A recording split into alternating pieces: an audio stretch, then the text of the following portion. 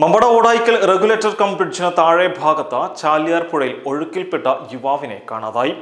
മമ്പട ഭീമങ്ങൽ സ്വദേശിയെയാണ് കാണാതായത്. ഇന്ന് ഉച്ചയ്ക്ക് 2:30 സംഭവം.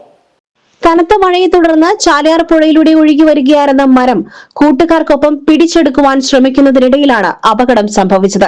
യാഷിക്കിനൊപ്പം ഉണ്ടായിരുന്ന അനീസ്, സാജിൻ എന്നിവർ പുഴ നീന്തിക്കടന്ന് രക്ഷപ്പെട്ടു. മരത്തിൽ പിടിച്ച് രക്ഷപ്പെടുവാനുള്ള ശ്രമത്തിനിടയിൽ അവശനായ യാഷിക് ചാലിയാറിലൂടെ ഒഴുക്കിൽപ്പെടുകയായിരുന്നു. അപകടം നടന്ന് അരമണിക്കൂറോളം കഴിഞ്ഞാണ് നാട്ടുകാർ വിവരമറിയുന്നത്. നിലമ്പൂർ, തിരുവാലി എന്നിവിടങ്ങളിൽ നിന്നുള്ള അഗ്നിരക്ഷാ സേനയുടെയും നാട്ടുകാരുടെയും നേതൃത്വത്തിൽ ഒടായിക്കൽ കടവ് മുതൽ എടവണ്ണ വരെയുള്ള ഭാഗങ്ങളിൽ തിരച്ചിൽ പുരോഗമിക്കുകയാണ്.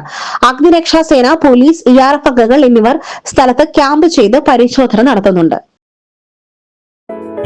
Gold, pure gold. Group Nilambur.